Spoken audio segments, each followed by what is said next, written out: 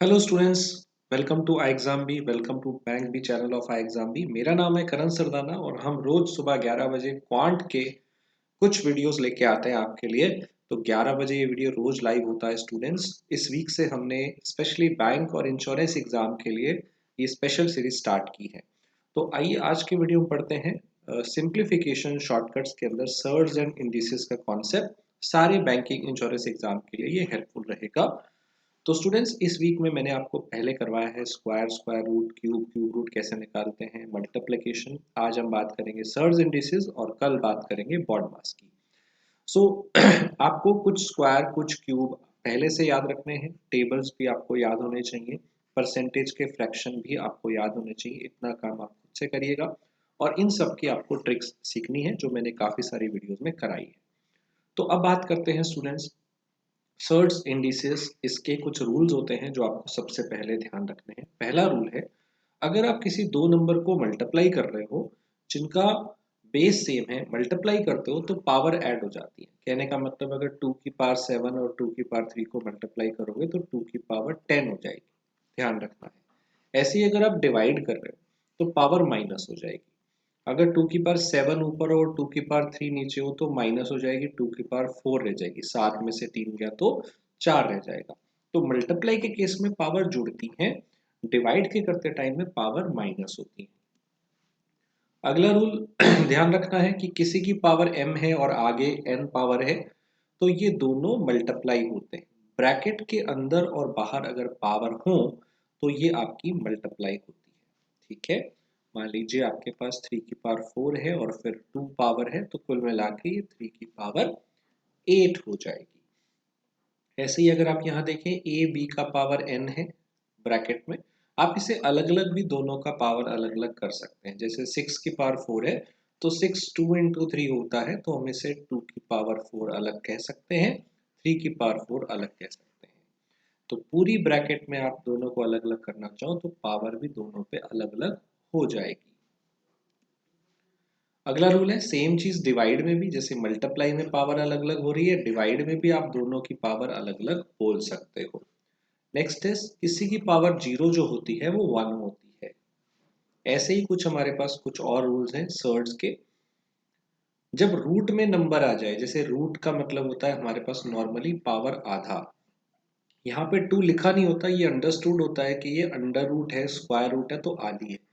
अगर cube root होगा तो इसका मतलब है कि ये पावर हो जाएगी 1/3। तो जो भी यहाँ लिखा हो ये पावर इनवर्स में चली जाती है। तो यही रूल है ये कि जो भी यहाँ रूट के अंदर है वही इनवर्स में चला जाता है।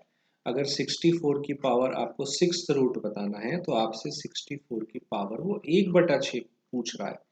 और 64 जो है खुद 2 की पावर 6 होता है, 2 को 6 बार मल्टीप्लाई करने से, और इनकी गुणा करेंगे तो 6 से 6 कैंसिल यानी कि 1 आ जाएगा। यानी कि ये 2 की पावर 1 तो 2 आ जाएगा इसका आंसर। राइट। अंडर रूट के अंदर अगर आपके पास ये नंबर है तो आप इसे अलग अलग कर सकते हैं। मतलब रूट अगर 6 है तो हम इसे 2 और 3 दोनों का रूट कह सकते हैं, मल्टीप्लाई में अलग अलग कर दिया। तो ये जो पावर है ये पावर मल्टीप्लाई में अलग अलग हो जाएगी, सेम डिवाइड में भी। डिवाइड में भी अगर जो भी पावर है वो भी आपके डिवाइड होती है, तो चाहे वो रूट में पावर हो, इस तरह से पावर हो तो भी होती है। राइट। अगर बहुत सारे रूट हैं आपके पास और उसमें कोई नंबर है यहाँ पे nth रूट mth रूट, वो सब मल्टीप्लाई हो जाता है। जैसे पावर में होता था, ब्रैकेट में मैंने आपको बताया था कि अगर 2 के ऊपर 3 है इस तरह से पावर हो तो ये मल्टीप्लाई होती है। तो अगर ये पावर इनवर्स में हो 1/2 1/3 तो ये इनवर्स में भी मल्टीप्लाई हो जाएगी क्योंकि वो मल्टीप्लाई हो। राइट, तो ये जितनी भी पावर है ये मल्टीप्लाई हो जाएगी। ठीक है, तो ये बेसिक से रूल है। आइए कुछ सवाल देखते हैं इसके ऊपर। पहला क्वेश्चन है हमारे पास 1 to 5 की पावर 7 डिवाइड बाय 5 की पावर 25 इज इक्वल टू, ये निकालना है, डिवाइड बाय 5 की पावर 6। तो आपके सिंप्लीफिकेशन वाले क्वेश्चन में कई बार इस तरह के पावर वाले क्वेश्चन आ जाते हैं। तो हम ना इन सब का बेस सेम करने का ट्राई करेंगे। जैसे जो 1 to 5 है उसे हम लिख देंगे 5 की पावर 3, क्योंकि सब 5 में है, इसे भी 5 में बनाते हैं। और डिवाइड में है 5 की पावर 25 इज इक्वल टू, हमें ये निकालना है और इसके डिवाइड में है 5 की पावर 6। तो ये पावर मल्टीप्लाई हो जाएगी, अभी रूल बताया था आपको, तो 21 हो जाएगी।